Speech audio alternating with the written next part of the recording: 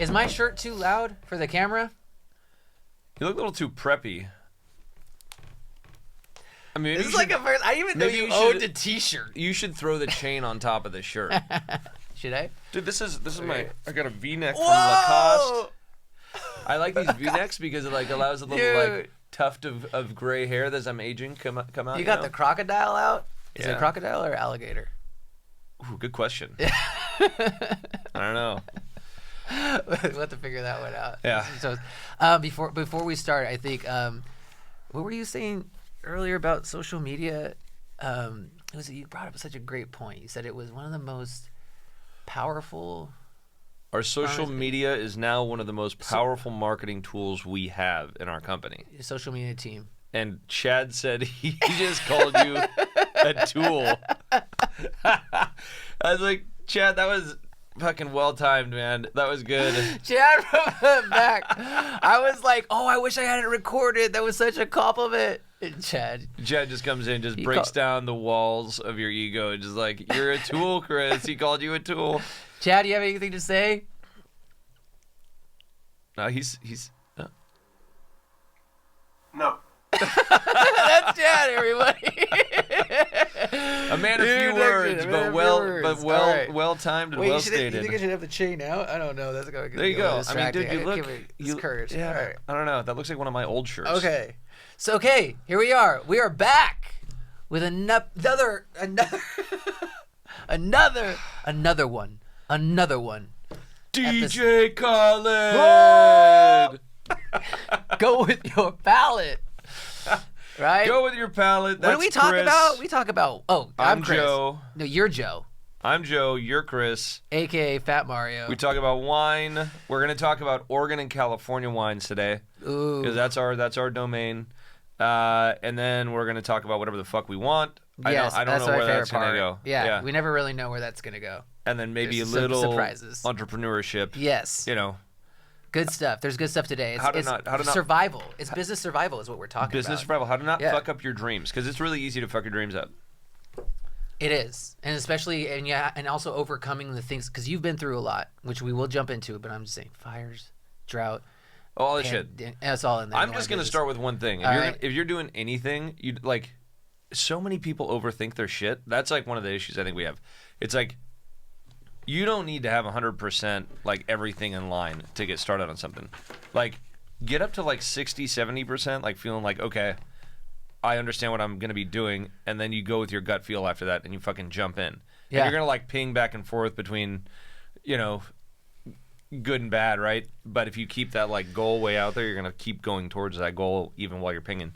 But yeah, I think it's the motivated piece of it that like people miss out on, and they overthink shit, and then they end up not doing anything, and then the opportunity passes them by. So that's my entrepreneurship shit for the day. We're jumping into it. I didn't know we were starting. No, there. we are now. That's what this about this show, dude. You don't know what's gonna happen. You don't know. Keep you guessing. So keep you guessing about, are we going to a recession? Oh, are we? No one gets scared. Nobody gets scared. But there's been talks. I actually think we are in a recession. Are we technically in it? If you go by the old school, I shouldn't say old school. If you go by the actual definition of a recession, yeah, we're in a recession. I think everybody thinks that sometime in like mid 23, it's going to start to grow, come back. Our economy's starting to come back. I feel like it is already. I mean, even for beginning of the year, consumer spending was up. So some good reports are coming out, but the economy is still retracting. It's not doing great right now. But we were hit by some pretty hard bullshit through 22. Oh, that really I think it's partly what was implemented and then the downstream effects of that, and it's a correction maybe bigger than it needed to be, but nonetheless, whatever. I think we're gonna come out of it. Yeah. I'm happy people are still drinking, so that's good. Well, that's what I think you need during a recession. And recessions, right? They can last weeks, or it could be a lot longer than that. Obviously, we don't want that. And we're always hoping that we come out of it. Yeah. But wine, I'm sure, is something that helps you come out of it. I think so. Well, was it Napoleon? He said something to the effect of, In victory, you deserve champagne. In defeat, you need champagne. Something like that. I'm not obviously saying it. We're not perfectly gonna right. say that But was good, but there was a point because it is Napoleon. because even if it's like good times and bad times, people Yeah. are still like they want to celebrate in the good times, and then they want to kind of like numb their pain in the bad times, right? So, I think he also said life's short. life is Live it up. I think he said he is He's short. short. He's short. Yeah, he was short. Okay. All those guys with like the big trucks Yeah. driving around like that little Oh Napoleon my complex. gosh. I've actually seen I mean, some funny people call it small penis syndrome, but like, yeah, it's No. kind of the same thing. Hey. Oh, dude, R feels Oh. it back. Dude, R has a truck that he What- names Pepe. We got to put Right? a picture of that. Oh my gosh. Art, right there. Did you name it? Did you name it Pepe after your small Pepe? Oh no, dude. No, that's Pepito. No, you don't want to mess with the control room, bro. Like, we're gonna. He has the power to We're cancel gonna, me. like, we're gonna end up with like penises on our faces and stuff. Like, it's not gonna be good. I see him smiling already. Okay, All right. great. I gave him an idea. Sorry, Art, I forgot you Yeah, have like he- a gigantic SEMA, like, truck with all the crazy like tear mark paint job and whatever. Yeah, I actually, Yeah. but I did see it because I'm starting to see some funny shit out there with like the big trucks, and it was on this one that I saw a week ago on the window. It said, "Yes, it's small," and like the truck was all like lifted and like huge and rims and all that deal. That's pretty cool. Good for him. I thought it was cool. Own you know it. what I mean? Own it. Yeah. Yeah. I don't know. I kind of. I also saw a commercial recently for like I think it was GMC or Chevy.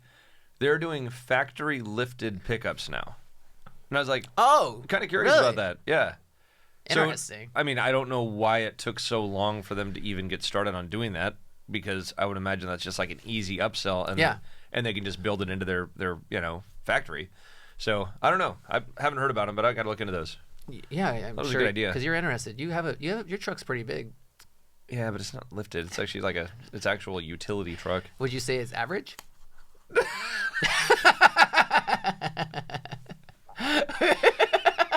Yes, Chris, I would say it's average. It's a little wider. It's a little wider than the national standards, but It's got girth to it. yeah, it's got, It's a you know. GMC. It's Yeah. got girth to it. Yeah. Yeah.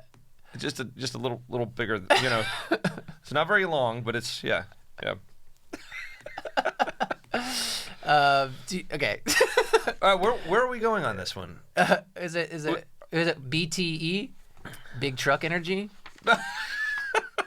We'll have to explore that one later. Anyways, okay, so the reason why I wanted to bring this up is that I think it's cool because in your industry, and with the success that you've had, you've done it through overcoming so many obstacles. In winemaking, weather has always been something you had to deal with. I mean, the Yeah. fires. Yeah, I should say nature. yeah. Mother Nature, she's awesome, but she could be a bitch sometimes. But Do not piss her off. But no, it's like I've been in the business for about just over 20 years, and Yeah. it's a great business. It all starts with agriculture, and you're not dealing with like commodities, right? Yeah, Mother Nature does rain havoc at times on grapes because you're dealing with a fresh product Yeah. to make wine. If you're making beer, it's like you can be like I'm buying my grain from wherever, and it's it's been harvested. It's now on the commodities market and whatever, so you can just buy it when you need it and produce it all year round. With grapes, it's like what are your yields in the vineyard, and they could be decimated by frost. They could be damaged by shit. That is a horrible picture. That looks like that's rot right there. That's No, rot? no, yeah. Okay, yeah. So Art just brought up some of the So- effects of nature here. So we got like a picture of some rotten fruit. Yeah, so starting off in the beginning, you got you first worry about frost, like springtime, buds push out, you could burn them, you could burn almost all your crop, and then it'll also delay your season because then your secondaries and sometimes your tertiary buds push, and I don't want to get too technical, but like that'll delay your season out, right? And Yeah. your crop's going to be lighter, and that can have residual effects for the future vintages too. So you got that to start with, and then you got some issues with like any sort of fungus, mildew, that sort of thing throughout the growing season, predominantly the earlier part of the growing season. And I'm not even talking about like the management practices or anything. I'm just talking about what nature has. Then through summer, you've got heat spikes, and then as you get into summer, fall, you got the potential for either rain or fire because it gets really dry out here on the West Coast, and so you're kind of hoping, fingers crossed, all the time that you're not going to get either of those things. Oftentimes we'll get like a rain in October where we're kind of like mid-harvest, and I generally like that if it's not too much. Like in years like 2011, we got way too much, and it just kept on coming. But if you get like a rain and then you get another month of like an nice long warm summer or like not too hot, then that allows more hang time. So that's a benefit to quality rather than just like cranking through ripeness from all heat. So you got a lot of stuff to like look out for, and overall you just kind of roll with the punches. But it's an interesting thing because this industry does not lend itself to publicly traded companies because investors, shareholders will look at it and say like, wow, okay, banner year, and then all of a sudden California gets a horrible crop and your costs are all more or less the same. If you're farming, it's like, well, we're still farming at whatever, call it like $3,000, $4,000 an acre. That's the same, but your yields are lower. So your cost of goods per gallon, right? The cost of a gallon of wine to produce, because those farming costs are a big part of it, they have now increased the cost per gallon. So then your profitability is affected, and then the shareholders are like, wait, now I'm not having a good year, and then the your valuation goes down. So I think that it lends itself to being a private business, being family owned and operated, and I think that's the best way to be. Yeah, hell yeah. Yeah. And I mean, you can never really. You've had experience with the fires. Like we had some bad fires in the 2017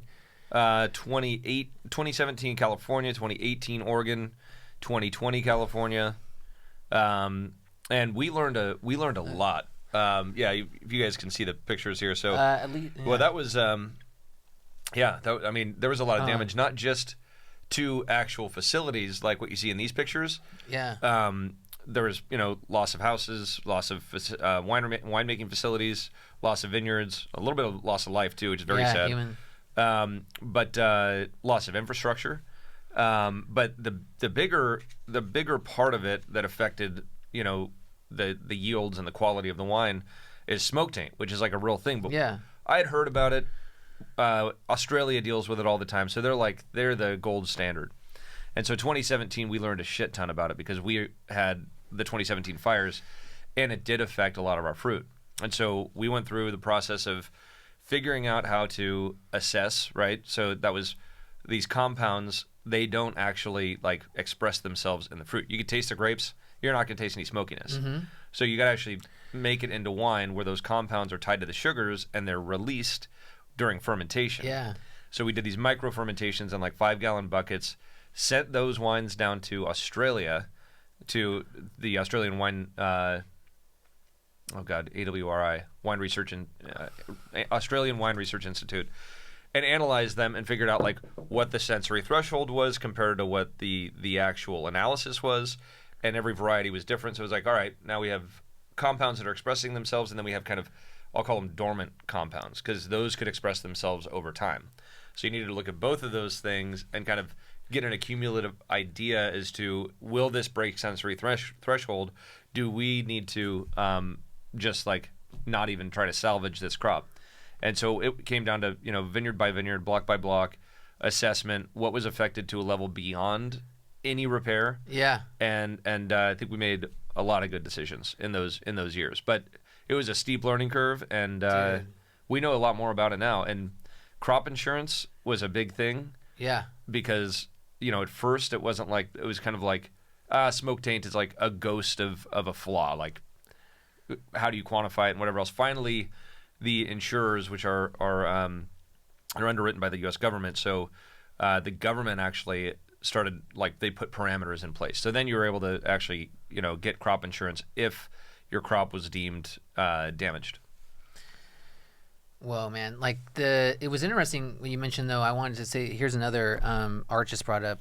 I mean, this is the visual. This is what we live with. I mean, and just growing up here, we've had to deal with this aspect of fires. It just didn't start in 2017. It's just been part of like what you mentioned of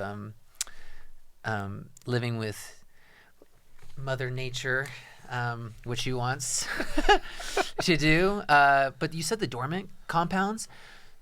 So are you saying that there are also compounds that even once the wine is made, that They could can come come out out and in years aging. later? Yeah. So you could even Usually- taste it if you didn't get it tested or go through the process that you did Yeah. and really identifying all of those. You could have something and be like, oh, this is fine. Yeah. So that's actually, I think that's like a great point to make, because if you don't do your due diligence of really finding out if you suffered some wildfires, to really exploring that, you could taste it and be like, well, I don't taste the Yeah. smoke taint, right? And then what? Then you're like, you're putting 2 that in years your down the cellar, road. you're going to Yeah. bust it out, and then... And it usually they start, so they're actually called bound and unbound compounds. So Okay. the unbound compounds are the ones that are already expressing themselves Yeah. from a sensory perspective, so you can actually smell and taste them. And then the unbound are the ones that are kind of like laying there dormantly, and they'll generally start to express themselves in the earlier part of aging. But yes, there is the chance that you put it in a bottle and then all of a sudden it expresses itself, and then you're above sensory threshold and your wine tastes like, a wet ashtray. Like, it's not a good... So the other funny thing is, like, back in 2017, and I was talking to just like some lady that was like lived in like the East Bay, and so we were talking. She was like, "Well, you guys okay with the fires?" Because I actually brought all the kids down there to get them out of here, 'cause it was just so smoky. So we rented a house down there, and so I go to the bank, and I was talking to the teller, and she's like, "Oh, you're from Napa?" It's like, "Everything okay up there?" The fires are like burning actively while I'm there, and I was like, "Yeah, we're a little concerned about the damage it might have on the fruit and the resulting wine." And she's like, "Well, I really like my wines to be a little toastier, a little smoky, and so maybe it's a good thing for my likes." I was like, "Yeah, very That's well not- could be." I was like, That's not how we do things. It's like, I'm not gonna go into detail about. But the toasting would really come from like a barrels, aging process, right? We're not trying to like put flame to But it's any it's fruit. not That's a not the kind of good- that ashtray is not what you want. You don't want that, I guess, in your flavor profile. Yeah, it's being ashtray. explained by one of your favorite psalms at a restaurant yeah. or something like that. Yeah. No, it's not a good smoky this flavor. is- Like, it's gross.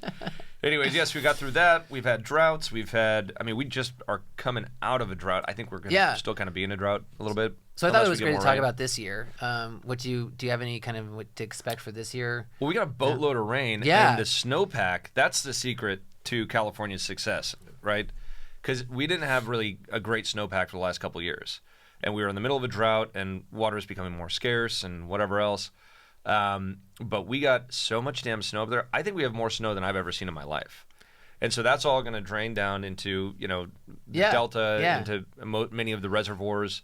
So that's kind of like the long term that'll allow us to get through maybe August, September, before we go back into a drought situation. But I mean, it's like anything else. You never know what you're going to get with Mother Nature. So we could have 3 successive years of massive rainfall, massive snowpack, and then 5 years after that of just dry. I don't want to get into politics and like, managing our resources better, but there is a way to do it so that we don't have these ups and downs. But it's going to take the government to actually grow a set of balls and do something. They're so scared of like hurting somebody's feelings or not catering to whatever special group, and you got everybody in your ear that's telling you what they want, and it's from the most furthest extremes out there to like all in the middle. And like, so what do? Not a fucking thing. That's that's the problem. Anyways, I see this wow. before or an after of a snowpack. Yeah, that is. Is that? Yeah, that's. Look at holy that. shit! That Yeah. was. 80 And so days we were ago packing the up on left, and then Mount St. January Helena. 18th. Wow. Yeah. Yeah, that's a good representation of the amount of snow. So yeah, I mean, I guess to end it, or is there any advice that you give out there as a business perspective, going through these things, surviving them every year for an industry where you haven't had it's not like you've had a year where you're like, oh, horrible fires, we weren't able to produce any wine, or there was a drought, we weren't able to like make it through. You're always battling it in your own way. Yeah, and I'm just wondering if some people some of the smaller guys out there that have like, if they're small, like they got their vineyard there and they got the winery and like their whole winery burned down. That's not just like that year. That's like also all their inventory in barrels, all their inventory in bottles. Like, so that's devastating. It's like heavy-hearted, man. That's almost like, do you even want to go back into the industry, or do you just sign off and sell the permit and the property and like retire? Because a lot of these owners are on the retirement age side. So it's that's rough. Like, dude. So what do we do to plan for it? Well, it's diversifying, not just where we're growing grapes. We're everywhere from Santa Barbara County, at the most southern edge, and then Monterey County, Sonoma, Napa, and then all along the west coast of Oregon. So you have diversity there, right? Mm-hmm. So and then even like dumb things that you wouldn't think about. How do you diversify where you're storing your wine? So like, do you do it all in one site, or do you now age some barrels on this site and then the other 50% of the barrels on another site? Same thing with case goods. Once you have it in bottle, do you want to have it all in one warehouse? And so making sure that if something happens, earthquake, fire, whatever act of God you want to call it, force majeure, that you have the ability to not be put out of business. And I mean, shit, yeah, we've been through earthquakes. Yeah, dude. We lost. God, that was 20. Was that 13 or 14? I was sleeping outside. I was sleeping outside with I think 3 of my kids. We were sleeping under the stars. Yeah. And this earthquake happened. It was a pretty big earthquake. I mean, much bigger for downtown Napa than it was up in St. Helena where we live. Yeah. But wake up and I see all these like flashes of light going up the valley. Yeah. And I was like, holy shit, that must be the Transformers. And I'm waking the kids up. I'm like, your first earthquake. None of them remembered it. And it was a pretty big earthquake. Yeah. And so I'm sitting there and I'm like, later found out that those flashes, like you just can't see them during the day, but at nighttime, that's actually the energy. It's almost like reverse lightning. So it's actually the energy along the fault line shooting lightning bolts up into the sky. Whoa. From the ground. So that was cool to see. And so like 5 minutes go by, and I'm like, I got to go to the winery. And power was out. Everything's dead. So I go to the winery, and sure enough, dude, we had like 4 tanks that ruptured. We lost over 30,000 gallons of wine. And we tried to save. I saved 30 roughly, but we still lost 30. And the way we did it was, you take these tanks, and so I was like, all right, connect the hoses, and just gravity fill up to equilibrium with a larger diameter tank, right? So you could get more volume in when they finally reach equilibrium. Yeah. And so it did that with 3 of the tanks. One of them was just fucking gone. It was a geyser coming out of the bottom sidewall. When you showed up, it was just and then so it was like a foot in the tank area. It was like, and this was all like ready to be bottled wine. so like I was like a foot deep in wine, dude, and just trying to salvage whatever we could. And do you send out like a bat signal or something? Well, no, that's when I so cell towers were still up. Yeah. So I called anybody I could. I had one guy, Gerardo, he ran and got a generator from Atlas Peak, so that was like a 45-minute drive to get back. Yeah. And then 2 guys from the cellar joined me like within a half hour, but the first like half hour was just like, you're out there just in the dark trying to figure shit out. Yeah. It was wild. And then the insurance company tried to like give us a little bit of a, hassle about it. And I was like, look, I could have lost like 60,000 gallons of wine and you guys would be, paying the insurance for that. I think we proved to you that we tried to salvage as much as we could. Yeah. And we were able to save like half of that loss. And so then he pretty much just shut the fuck up and they paid us. Good, dude. And that comes from like that, like you mentioned the family-owned business, and I think this story, it just like it really hits my heart because you show up. You know what I mean? Like this is your livelihood. You know what I mean? Like you're on the scene. I've seen, and with the fires, you were on the scene. Probably even when like the fire department wants to kick you out. You know what I mean? Defending your land. I mean, I think about like your uncle. I mean, when he was, protecting his land. I mean, he jumped they're in a out there digging dozer. ditches. Oh my gosh. He was lucky. Like, Yeah. if he didn't have that dozer there, he just started scraping behind his buildings. I think the whole winery would have been lost. Dude, that's Yeah. like true farmer, man. It's Yeah. something to look up to. I mean, it's Well, dude, a horrible scene, but like everybody- you're there and you're Like 2020, Isn't- everybody left town, and like it was the fires in 2020. I mean, we already had like the kind of pandemic thing that was still going on in California, but the fires happened and everybody left. And so there was one point, like we had no air conditioning. It's hot Yeah. outside. It's smoky as Oh, shit. yeah. And so we're like, and you want to keep your windows closed, so your house becomes like this hot box. Yeah. And you don't want smoke in there, so you keep your windows closed. But dude, there were people like casing the neighborhood. I'm not proud of it, but like I actually chased somebody out of our neighborhood down the highway from St. Helena to Rutherford with like a Glock in my hand.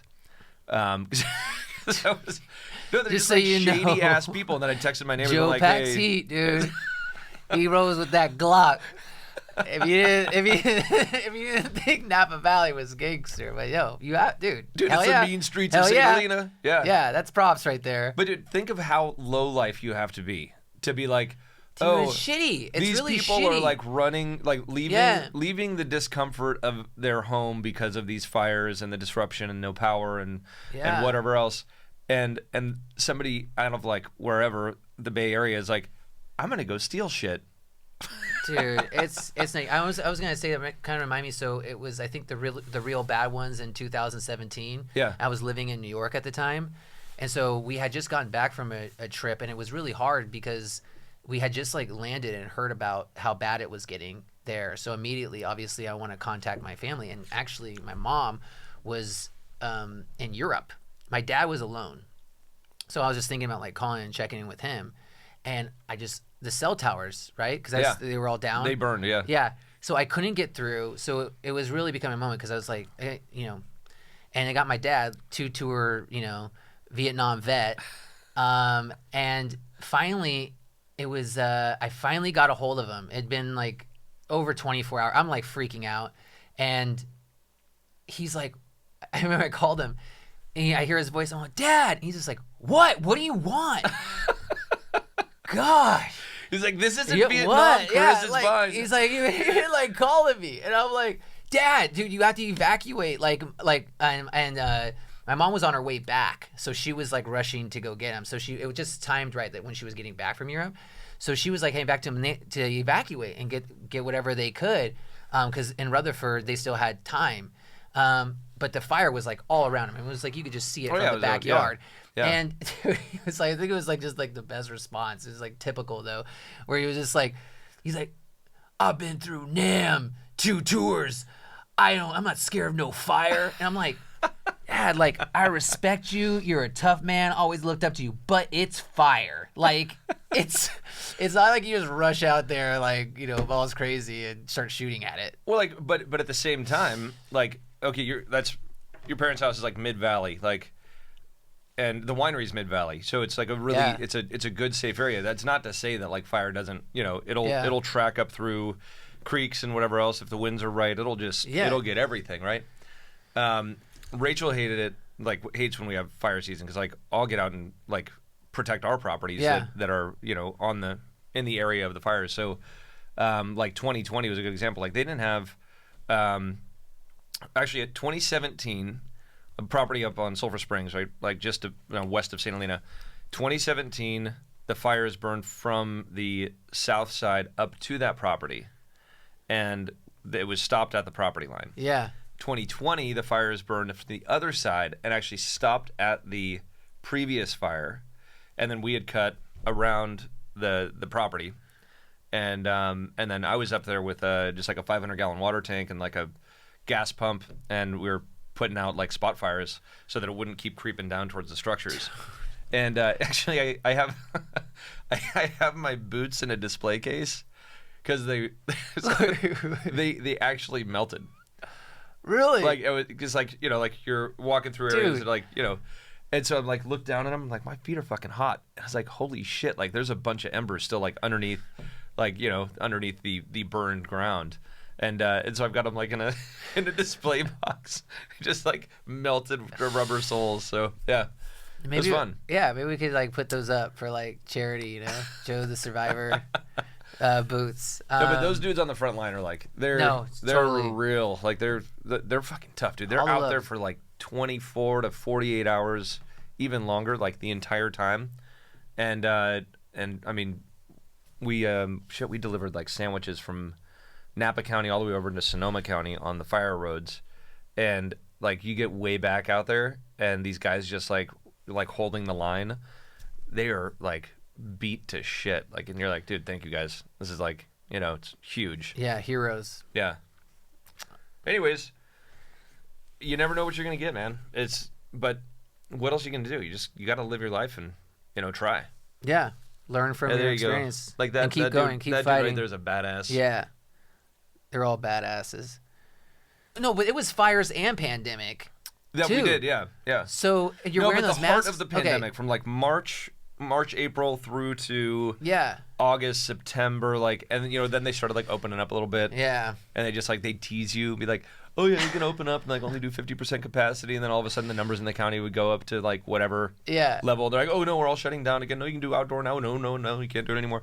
It was just all up and down. It was just so reactionary, and I think it was just an exercise for the government to fuck with us and like Well- try to weed out more small businesses. I do think that's part of it, because if you can consolidate business, just hear me out on this.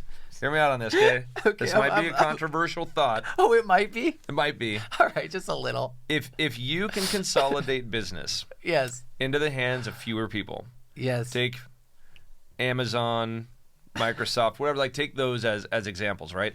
So you're consolidating more and more business into fewer hands. That means more control of the population overall. Yes. Because those people all have a seat at the table when it comes to policies. They get to be part of the governance, whether they're elected or not. They have the funding to, they have the power to, and so, you know, why wouldn't the government want, you know, fewer people to talk to so that they can control every aspect of life? And I'm very much an independent when it comes to life. Like, get out of my fucking house. Like, I don't want anybody like it. I mean, I think the government should be like stripped of so much of its power. They're just, you know, they're wasteful. They overspend. They have cockamamie ideas that generally don't work. Like, leave it all to the private sector. That's how you create jobs, not more dependence. I'm just imagining this turns into some political news show right now where it's just like hard talk with Joe Wagner.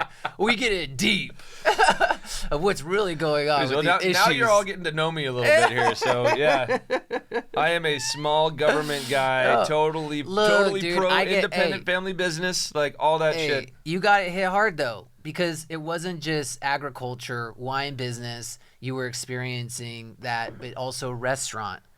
I mean, Yeah. it was a whole nother world of it, and you know, and with a tasting room. I mean, all these affected by it. I'm getting a little depressed now. Yeah. So let's move. Let's thank move you. I on. was like just staring off at my pen, just I know. like just gonna like open it and just wondering if I could just Stick it in your have eye. a moment. Just in the eye. So You it's like, know, yeah, it's where- just- sorry. where do we we got go- a dark where do place. we Hey, go we from go here? everywhere. We go everywhere Yeah. on this show. Yeah. Okay, but now we're shining in the light. But So this is so kind this of brings like, me to like therapy. Yeah. Like we're talking about these things yeah. and I'm our glad feelings. you brought up therapy because there's a lot of wine anxiety out there. Wine anxiety. Wine anxiety. It comes from how to buy wine. I think becomes a big part of it. Yeah. And there's a lot of intimidation out there, and I like how you've always been breaking down the walls and showing people how to take those baby steps, and getting to a place where they feel comfortable to just be them and go with their palate. I mean, you have experience with this therapy ideas, right? I don't know all your whole process and tools. Well, what's amazing? I guess I'm one of the tools. What you are. You're a big tool. No, I think with first of all. Wait, that's a compliment, right? Yeah, All right, go ahead. yeah. First of all, I can be a therapist. I'm a great couples counselor. Oh yeah, First of all, well, you think. I just need I need some wine yeah, before you I can always- really give some good advice. I can Wait, say aren't you two-bottle therapist? I've saved a few. Yes, I am a 2-bottle therapist. Don't talk to me about your feelings until I'm 2 bottles My deep. office is not open till you see 2 empty bottles that I drink. And then we're ready to get into it. No, it's actually quite fun. But I've it's gonna go one way or the other. I'm either gonna ruin your relationship or I'm gonna help it. And I really don't care which way it goes. Yeah. As you can tell with you and your lovely wife. Yeah, that's why. Yeah. I think I've strengthened your bond because I also have seen that you can't call her out on her shit. But I can. We're not doing this, No, bro. We're not doing this, buddy. No. You're trying to fuck me right now. And I ain't gonna fucking bite, dude. All right, as you can see, have we been to your office lately? Yeah, it just took a couple of sessions, man. But you know what we did end up doing after a couple of sessions with you? Is actually getting a couples therapist. So, thank you, Joe. Sorry, I hope this doesn't hurt your feelings that we actually went to a fucking professional. So here's the thing. I think that women are absolutely smarter than men, right? And lovely and beautiful. And yeah. And brilliant. They're definitely smarter than us. Definitely. Like, intelligence-wise, Are absolutely. they? Yeah. So, physically stronger? not generally, could be. Not but generally, but could be. We all have our strengths and weaknesses, Yep. right? Women are absolutely more intelligent than men. Wow. So You're doing excellent right now. Fucking killing it. Thank you. Keep going. So did you ever see, I think it was like My Big Fat Greek Wedding? I Like did. a movie? Okay. It was a while back. There was a line in there, something to the effect of, the man is the head of the family, but the woman is the neck, and the neck turns the head any way it pleases. And I was like, Oh. nailed it. I was Wow. like, so like, it's almost like, you let the man feel like, yeah, I'm the dominant one in this relationship. I'm the protector. I'm the provider. Meanwhile, she's in the back kind of just like turning the knobs, making sure like you're being guided the right way. You still feel good. You still feel like you're the one in power. You're the one in control. But in reality, you're just a front man for her. This sounds like a lot of like the speech that you made at my wedding. Which wasn't very romantic. I wasn't trying to be romantic. I feel that. No. I was trying to get a rise out of. I just imagine it. You're explaining it like love, and it just sounds like a puppet master manipulation that you're getting into. You're like. What did I open my speech with? I was like, when I first met Veronica, I really didn't like you. Oh yeah, that was great. Hit home. I saw her dad's face. He was just like. That's who I was looking at. Like, I was looking this at her guy, dad. dude. He's a like, Marine, dude. Yeah, like, and he he's almost died that night, but. He's like, I am going to kill this guy. Yeah. But you brought it back around. I know. I like that. Yeah. I like that about you. You guys have a great relationship. But you need to. It's got to be impactful, right? You can't just like. It's love. You don't want to. You want to give something meaningful, and to be meaningful, you have to get some emotionality out of it. So you do something where people are like, oh, we're going into Wedding Crashers right here. Like, yeah, I know. That's what I was saying. I think what he's trying to say is love is blind. Yeah, no, he was saying true love is hard to find. True love is hard to find. So, anyways, we had to really look for it. Yeah, I think we found it. So in your speech. Okay. Where were we? Oh, wine. Back to wine. All right. Okay. Yes. Now, back to I want to start. to the therapist. I want to start with this. Wait, did you finish 2 bottles of wine? No, I'm just gonna get started right now. Okay, he's gonna finish these 2 like on this? here, and then he's gonna be ready. He can help you out.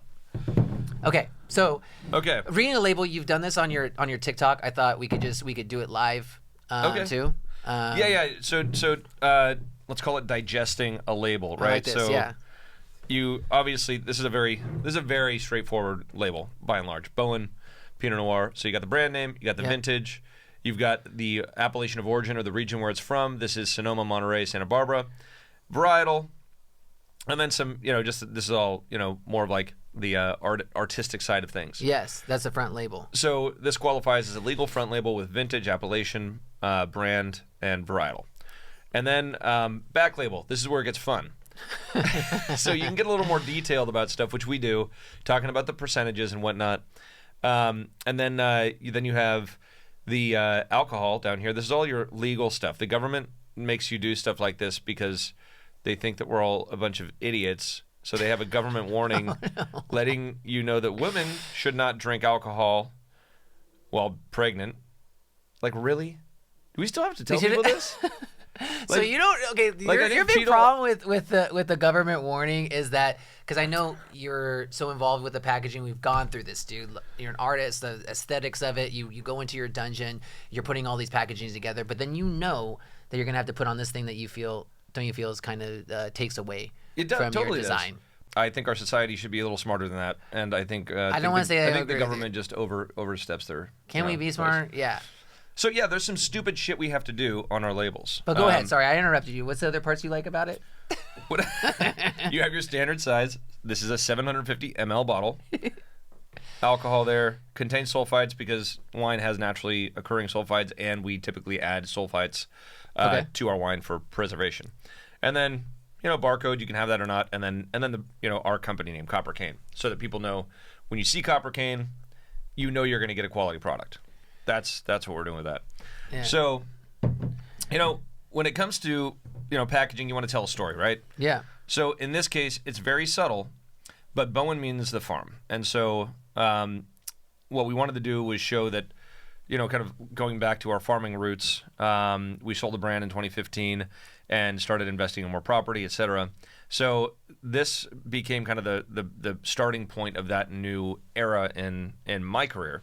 Because I started in farming and then built this massive brand, and then was like, wait, I'm not in the industry that I fell in love with anymore. And so sold that brand and got back into the industry that I love with Copper Cane. That's kind of how it all started. So Bowen meaning the farm. Each one of our bottles for Bowen, or each one of our labels, has a different wood block that we actually laser etched into and then printed the label. So you can see these is actually like old barn wood that we pulled off some barns throughout the state. So that's the background here.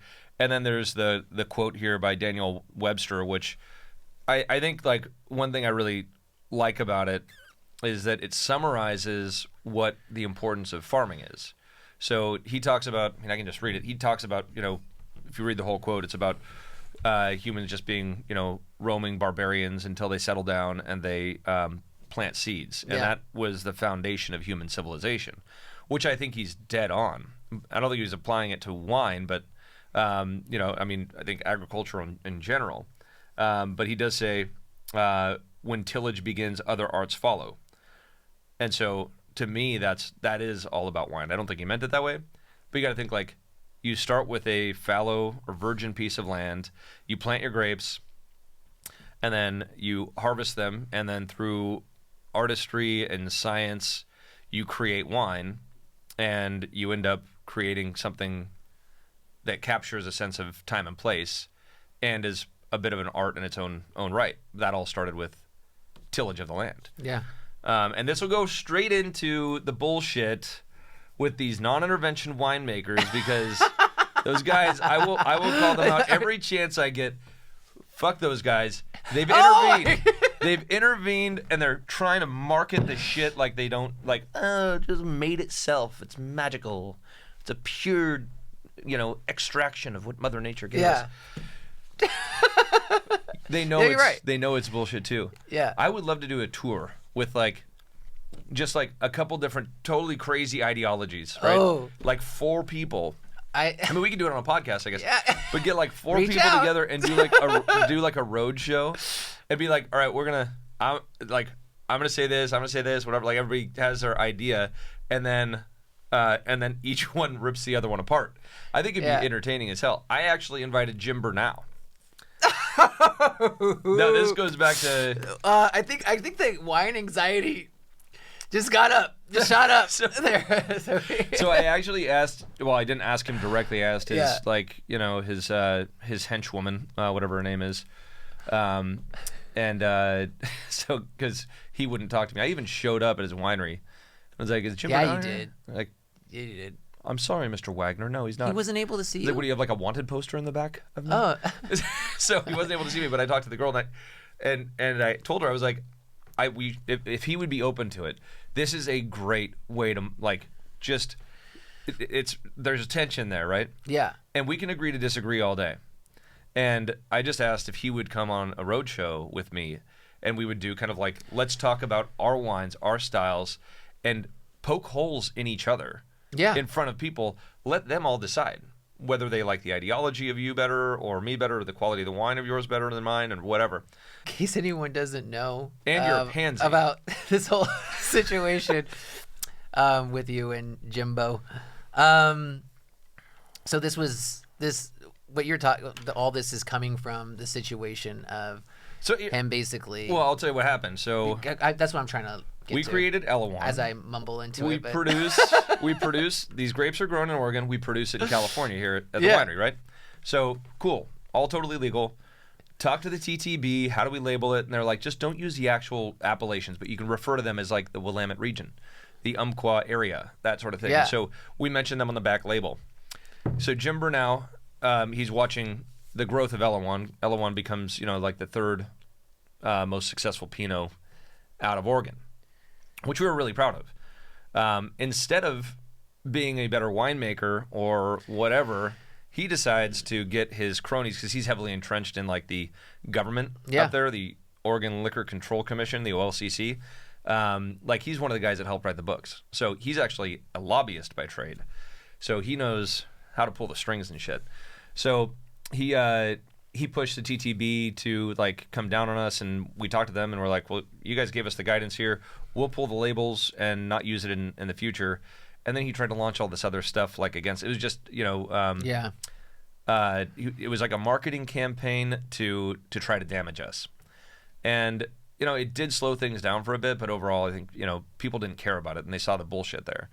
What I love is that a lot of the people in the OLCC who were part of this ordeal, they just got fired because they were doing some crooked shit. I like the whole offering a fair fair platform, like you said. Hey, let's poke holes and shit. Let's like get it real. And I can accept that people aren't going to like everything that I believe in. Like, but you have to also accept that that's their belief, right? Yeah. Or that's what they think is the best way to do it. Everybody else, by and large, is like you watch out for each other, you help each other out, you try to uplift the entire industry, and you try to add value to the industry, right? And that's what we're all trying to do. Yeah. So from what I've seen, we've talked about like the swimwear thing. Yeah. Like, that industry is just fraught with. You have a lot of great things to say about the swim industry too. It's just a fashion industry in general. It's fraught with. It's fraught with like people just trying to take advantage of every situation they can. Yeah. In this industry, on every level of it, like if you're a grower, if you're a producer, or both, or a distributor, or I'll even give some somms some credit here, like. You generally are all trying to look out for the industry and educating people so that wine remains as part of our culture. Yeah. And everybody's there to help out. Like if a crusher goes down or something in the winery, you can call somebody up and they'll be like, "Yeah, I'll like bring mine over. You can have it for like a week." And like it's a cool thing. Yeah. Anyways, for sure. Did I help with wine anxiety? I feel like I probably just elevated. Well, I'm actually going to bring the wine anxiety down. And I'm just going to say, how would you talk to a somm? Oh. This is another great subject. How would I talk? Oh, like just in layman's terms. Like, I want to know, have you had a situation where I would think that you probably get a lot you probably mostly get that people recognize you from TikTok. But every now and then you must get someone that recognizes you for being a winemaker. I know you love it, dude. So but have you ever had an instance where a somm maybe didn't know who you were and, kind of tried to...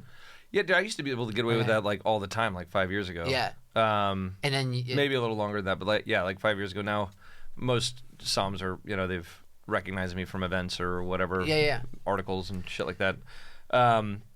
I have an idea. Let's do role play. Okay. One of us is a like just an average, ordinary wine drinker at a restaurant. One of us is a somm. So you want me to be the somm? I'll be the somm. Yeah. Okay. Because I think that you'd be good to be the somm. Okay, great. So you want me to be the somm in this? Like how would that go? All right, let's go. Okay. Okay. Well, hello, sir. Would you like to look at the wine list this evening? Oh, I would. Yes, thank you. May I recommend starting with a little bit of champagne for you and the wife? Yeah, this list is thick. You know what I mean? Like, so I'm gonna do THICC. I'm gonna do the two different ways a somm would do this, guy. Okay. If you don't This see is- anything you like there, then may I recommend a glass of the... Oh, it's pronounced. I'm sorry. And then you gotta... And then I'm they, actually feeling. I don't know. and then they It's upsell French, it. right? And you gotta upsell it. Huh? And you buy in. You buy into it. Okay. And, yeah. and, So and okay. you don't yeah. know... But this is. But you don't know that I just upcharged you for is- like a $30 glass of wine. Yeah. I was gonna say this. So The then- one that you pointed out though is 60, and you did it right in front of my wife. So That's always I the can't- magic touch. It's I like can't now. I'm like, mm, am I gonna be a little? I can't be a little bitch and say no. Or do you Yeah. have anything else you can recommend? so, so wait. Well, I'll go the right way to do it. Say, Okay. if you're feeling like you want to start with a lighter white or a sparkling, what do you typically like? Do you like higher acid? Well, Like, So, I'm sorry. I got butterflies. No one's really asked about me and what I like. Well, I tend to really like dry. I think that's how I say. I mean, a dry wine. I think I'm more so. I want something with a full body. A oak to it. okay. So you like I don't those, know, but I those don't- buttery tones, a little toastiness. Oh yeah. No, I like no that. sweetness, but Yeah. you do want Yeah. you do want some character. So I would recommend a look in the Chardonnay section. Is that Oh, here it is. And is there a price point you're looking to hit? Well, I mean, it is a special occasion. I mean, what do most cougars get? Hear the psalm. Maybe you can lead me in the right direction. Which one goes to you? Are you looking for a night where you may get in some trouble, or are you looking for a classy evening? Are you talking about those good bad decisions? The good, bad decisions, The yeah. good bad decisions. Oh. So I think that part of it is that Psalms don't generally take the time to ask the questions. Yeah. They're just trying to push something down. And I think that asking questions is, if you're as a customer, I think you could easily get yourself in a pickle too.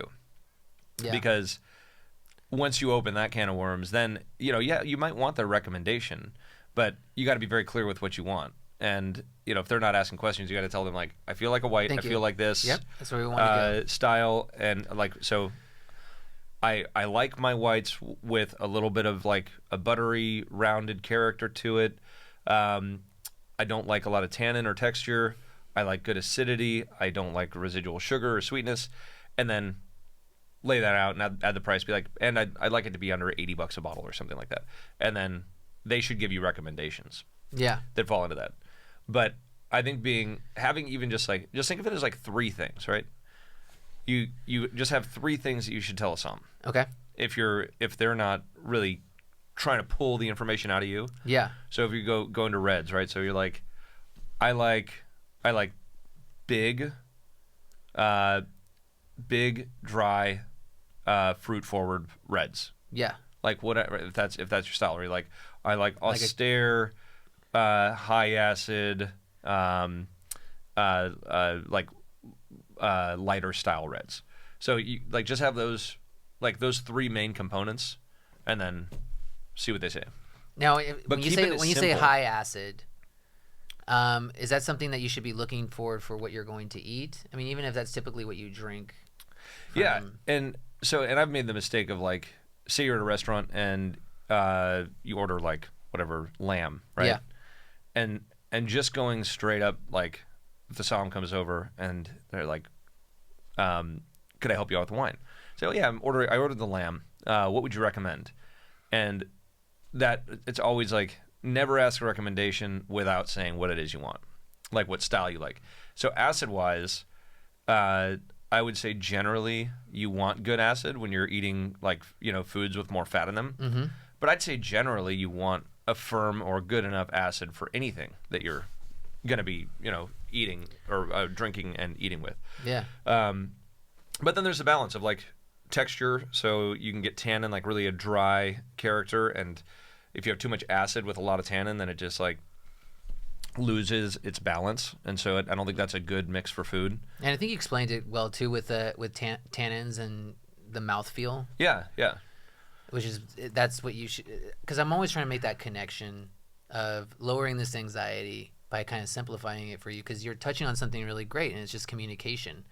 Yeah. This happened a lot too, like as you know, I had a lot of experience as a bartender, you know, and you always had to, not everyone's going to come in and, you know, be on to really articulate, you know, in mixology terms of exactly what they want and flavor profile. So you have to, and that's why you made the good point, is that Psalms are asking the questions and then also knowing how to process that to then actually give you the product that you were asking for, even if you don't know exactly how to ask for it. Yeah, because wine lists are intimidating. Yeah. And that's, I mean, you could have a wine list with 500 selections on it and not have any idea of like 98% of those wines. Oh, hell yeah. But you might be wanting to be a little curious at night. And like, so you want the recommendation, but you got to communicate what it is. So if the Psalm's not communicating properly with you to try to extract what it is that you're going to be, that you like in general, what you're going to be eating, and helping pair that correctly, then it's up to you to ask the questions to the Psalm and hopefully get, you know, a number of recommendations. And then, you know, you always got this thing. Yeah, totally. Like look at the you know, look it up, see what I love Vivino. Oh, Vivino's yeah. great because like that's all what do you get, like crowdsourced information, right? Yes. So if you're looking at like a critic, that it's like, okay, a critic gave this 93 points. Cool, it's probably good. What does that critic typically like though? So you go to Vivino and you're like, oh, it's the same thing as a restaurant. Oh, this has 5,000 reviews and an average of 4.5 stars out of 5. Like that looks good. And then you read a couple like comments about it, and it'll give you an idea as to what, you know, what style of wine it is. But I love the crowdsourcing thing because that, like, dude, that's a way better tool, I think, for people to understand in general where the perception of the quality of that wine is. Hell yeah. That's a good shout out for Vivino. Yeah. So that can help you on your way, like a little pocketbook thing. So, oh man, we have to, you know what I really wanted to talk about? Oh, this next thing is really important that I put on the docket is your back hair. It's, is it spreading to a full onesie? I just want to know, have you ever gotten a mosquito bite on your arm? Because what made me think about this, I saw a video earlier of a mosquito trying to get, look at that hair. I don't think I have enough. Can we just? I don't think I have enough. Actually, I mean, this is. I'm gonna just a quick video that I might have to, just to look at that arm right there. Is that? Oh, look at that. Oh wow! Look at that. Maybe I could get art in the background. Yeah. So do you? I just want to know. Does your neck have a goatee now? Because I see. Like, it's just like the way it comes off that V-neck. It's it's a good thing. I could put two. Can I put? I could put like 2 dots right here and a nose. Oh, and then I got a little goatee there. You know, nice. I'm just jealous because I'm still struggling. You know, first of all, it's like you get I'm still struggling with my facial hair. It's one or the other, right? Like, I don't think anybody's just like, yeah, I'm totally cool with like having the amount or like lack of hair. The grass is always greener. Now I have the option of managing the hair, or you can't even grow it probably. Come on, that stash though, I had that took me a year to grow. Yeah, that was molesterish. Okay, well. I mean, I know Veronica. I got some compliments. People said it looks like a caterpillar's on your lip. I think that's a compliment, right? Yeah, and calling it a dick broom is not a compliment. Well, that's what you would say. But I did take it as a compliment because you're seeing something. You're identifying that there is hair.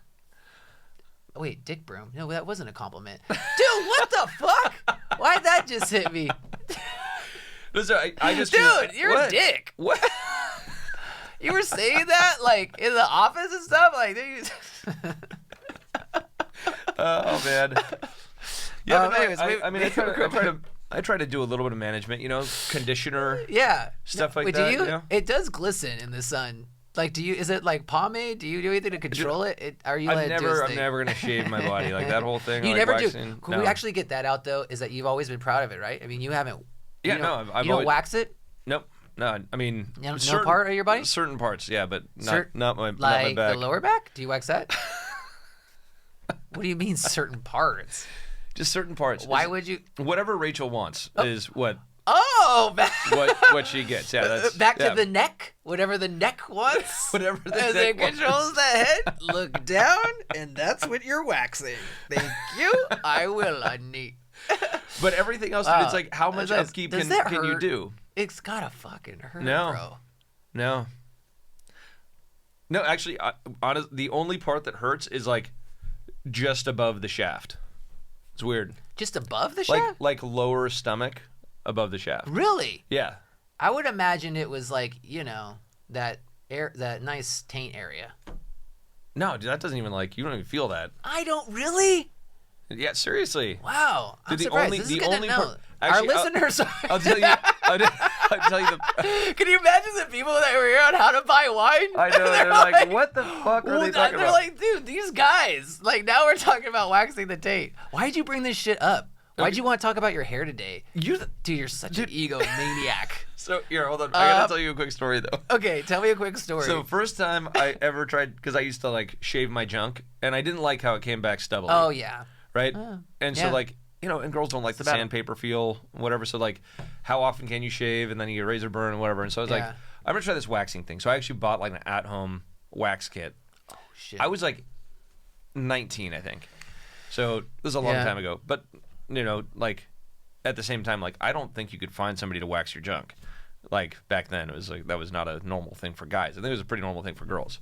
But, so I do it, and I'm like, oh, I'll do the easy part, the part just above the shaft. Yeah. Because the that part probably is going to hurt the least. Yeah. And that's what I just assumed. I was like, I mean, the twig and berries probably hurt the most. That would be my thought, right? Yeah.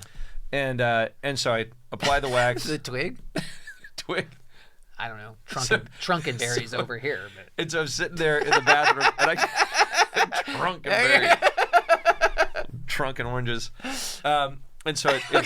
Oh, no, wait. What, they're trying to up me, bro? So it dries, or whatever, solidifies. I got a big truck. And, dude, I fucking ripped it and only got, half of it off. And it hurt so fucking bad, and then I had to rip the rest of it off, and, I think I did it wrong, too. It was all bleeding and shit. It was horrible. Oh, because you got to rip a certain way. Yeah, and I did it all You got to go with the hair? I think with wax, it's against that. You apply it with the hair, and then you pull it against the hair. Yeah, against it. With sugar is the best. If nobody has done sugaring, it's actually I think it's an Egyptian thing, but it's actually honey, sugar, lemon, and whatever, and it's this goo, and they just kind of wipe it down, rip it off, wipe it down, rip it off. But I think they do that the opposite, where they go against the hair and then rip it with the hair. I just noticed that probably for the past 10 minutes, I've been felt like I was sitting like this. Protecting the junk. Yeah, it probably looks like I had to take a piss, and they're his body language just let him go, but it's really just because I'm feeling, dude. That just pain. This is an anxiety driving show today. Oh my gosh, we just drove it up. Yeah, we just keep driving it up. I'm glad that we went through that. One last thing. What about Nair though? Remember Nair? I hate the smell of that shit. But it's not. Is that even legal anymore? I don't know. I feel like it was all over. Is Nair legal? Oh, you laughs. I just want to know. I just want to know if it's still around. If it's not, fine. But that looked like. I mean, I saw the commercials. You just put it on and then the hair wipes off. I never tried it because it scared the shit out of me because I was that doesn't seem. It doesn't seem like you should put those chemicals on your body. It seemed like something that they would find out not 10 years later, but a year later. Yeah. That it's killing you or taking away. I know. Anything. No, I never tried the Nair thing, but I will say sugar. Look up sugar. For anybody out there listening, look up sugaring because it is the best. And again, listen to your significant other on what they want because they might not be telling you that they don't like your sandpaper dick because they're too nice. Such power. Your sandpaper dick. It's still around. Okay, so thank you. I just want to know. Yeah, I've had experiences performing cunnilingus where there's a little bit of scratchiness there, and my lips they're big, and so but it'll chap them, it'll scrape all of the moisture off. Yeah. And then I just have dry ass lips for the next day or two. But what about your dick broom? When did we get into that? All You right. look like you got a dick mop, bro. All right. What is next? Where Okay, we- so wait, first of all, okay. And Why do you wanna lastly, why do you want to keep talking about my hair? nothing. I don't want to talk about your hair. I'm not like I'm Jealous? obsessed. I wasn't called like Bert Kreischer like the other day. Right. Yeah, that was a good compliment. It was- they're hey, like, no, dude, but- you look like Bert Kreischer. It's like I can't do this show with my shirt off though. Like there Yeah, it is. but dude, I mean, Dude, the the balls face, on that guy. the face. He is the machine. He is so He damn is funny. a machine, dude. Him and Tom Look Segura. Look at this family picture of him. Dude. It's him and his Yeah, I wife love and it, two dude. daughters. He's standing there with his shirt off. Or holiday Look photo. at that. Oh my gosh. Please tell me, dude. That's fucking rad, dude. He just owns it. He Oh. owns it. He's great. Dude, Two Bears, One Cave, too. Oh, man. That's a awesome podcast. Actually, Rachel was telling me she just listened to their new podcast, and they had this porn star on it with them. Oh. Adriana Chechik or something. I think. I don't know her. I think. Doesn't ring a bell. First of all, look her up. Wait, what? Because I looked her up and it's fucking nuts. Like, so. Wait, what's I'm that not, I'm mean? not trying to say anything about. So Okay, So Rachel's like, she's. I telling mean, for me- research, what's her name again? Adriana, it's like Chechnik or Chechik. Just do We'll just do CH shit. something, yeah. This is research, though. I'm just like, because you're telling me to look it up. So, Just yeah, for it's the research, record. yeah. On your company phone. Right, that's cool, Art. Oh, company phone. Um, Yeah. That is approved. So, she's like telling me stories about the shit she's talking about and like how she preps for her roles in porn and stuff. Yeah. She's like, she just made me feel like I don't do near enough. And I'm like, that's goddamn right. Oh, there we go. Thank you, Art. There. Actually, this is a lifesaver. I wasn't going to look it up anyways, just for the record. I had no need to she's- do that. And she's thank a- you, Art, for doing it for me. Look, it says a former pornographic film actor. Just a girl looking to make the world a bit more Brat pleasurable. Nasty, 69. Okay. Oh, there you go. There's there's Bert with her. But can she take I a don't see fist it. in her? Wow, glad we got that in there. That brings me to Dionysus. Can we just bring up real quick? I just want to hit on that. Like, can we? Why are we talking about Dionysus? Go to Joe the winemaker. Thanks, Art, because I just want to see this. Because I want to know, because people are watching this too. This is a good thing. Or if you want to go into TikTok to get a better look at this, but you got like. Dude, someone made this comment on your TikTok that you look like Dionysus, and I'm glad that you did a video of this, because actually when I saw this picture of Dionysus, and for those that don't know, I mean, the god of harvest, wine, that's a crazy thing about him too. He seems to be the god of like everything. Like it's from vegetation to fucking ritual madness, religious ecstasy, like insanity. I have actually You had no idea about this guy. Dionysus! No, I didn't. I just learned about him now. I mean, I heard his name because What's up? they were talking about this, and then you have to question though, is that like a real representation of what Dionysus looked like? Well, if you look up, so Is Art he, had that is up he earlier. a god or was he an actual person? He's a god. Oh, He's so a he's god. totally Everything fictional. I mentioned is like what he's a god of. So But it I think wasn't in like different there wasn't a- cultures could be different things. So but there wasn't a dude that like died and then was like a Greek god of everything, like a saint. Look, would. I'm sure maybe someone will comment on and correct us on any of the exact mythology, Yeah. correct storyline of it. But I've always just known him as like the god of wine, but then also kind of like the god of ecstasy, or he has. Oh, here we go. I mean, the There's god of comments. gangbangs, I think. Wine and fertility written all over you. Yeah. See. Wow. Um. Gotta love the comments. Yeah, he gets it. He gets crazy. I mean, if you think about it, that's got to be like a lot to. I just think it's funny crossover. It's just like. I know. But anyways, but back to you. I you mean, think you I kinda look like him? A lot of people do, bro. And that picture of him. So there's like a lot of different images too of him, because I think how he's portrayed in different ways. But in that one, see how your nose is clenched? Like Yeah, that, well, I like was that? trying to do that. Yeah. Wait, could you play the video? I don't know. I don't see it.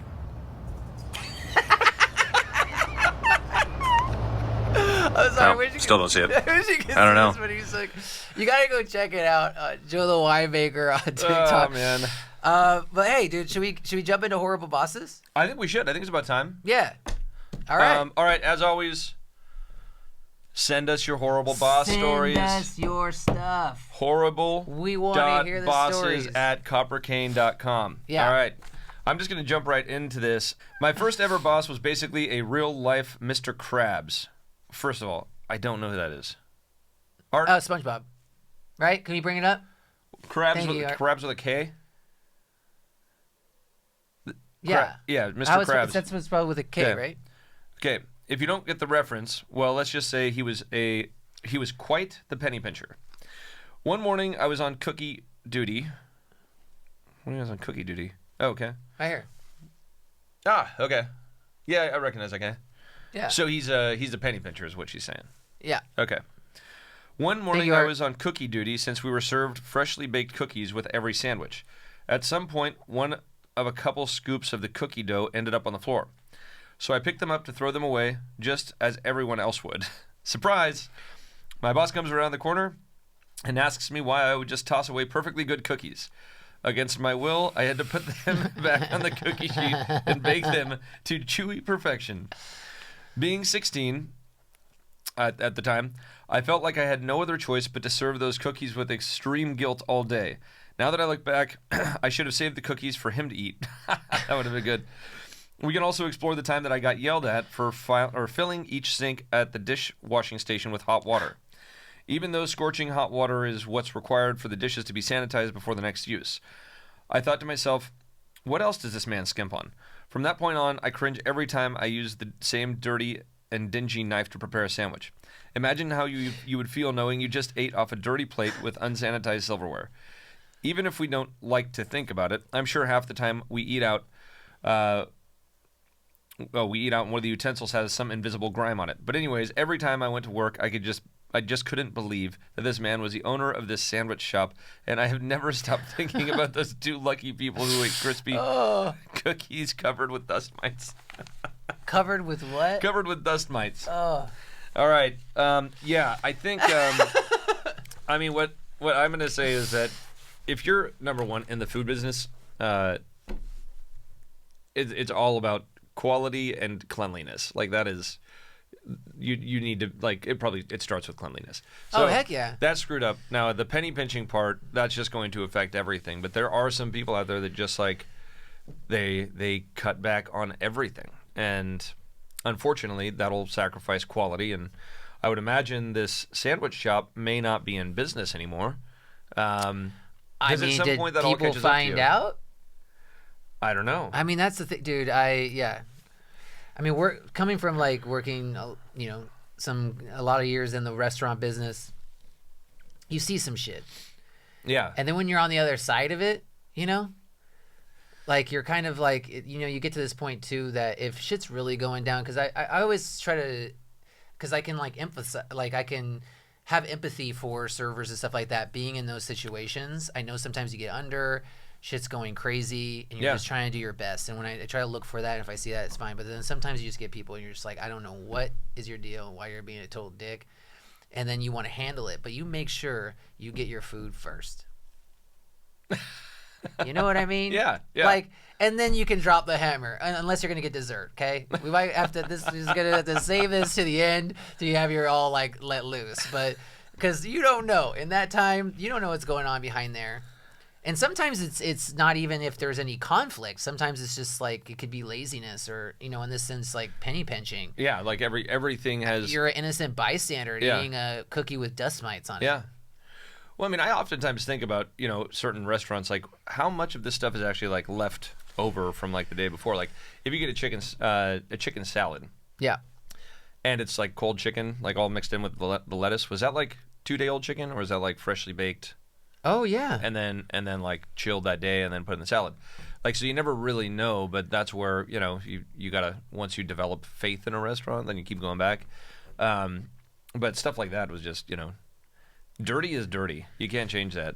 And if you're not willing to put the investment in, you just shouldn't be in the business. Yeah. I don't know. Simple to me. Yeah, that's pretty simple. I feel bad for this person that is, yeah. Well, yeah, and I think She had especially to guiltily give people cookies. well, that fell on the especially ground. like one of your first jobs too. It's like you know what I mean? Yeah. At that age too, so it's like your introduction into like the workforce, you know, and Yeah, you're just like, I having guess is that- everybody like this? you're like what? Yeah. But all right, dude. So yeah. I see you And- got your notes here, Adriana. Yeah, so- I'm just gonna scratch that out because my neck is telling me I do not need to fucking look that up. I do not even know who Adriana is. Neck. I love my neck. My neck is the most beautiful neck, gorgeous neck I have ever had and seen. Please stay holding my head. All right, with that, we'll see you all next time. Thank you. Thank you. Go with your palate. Go with your palate. All right. Be you.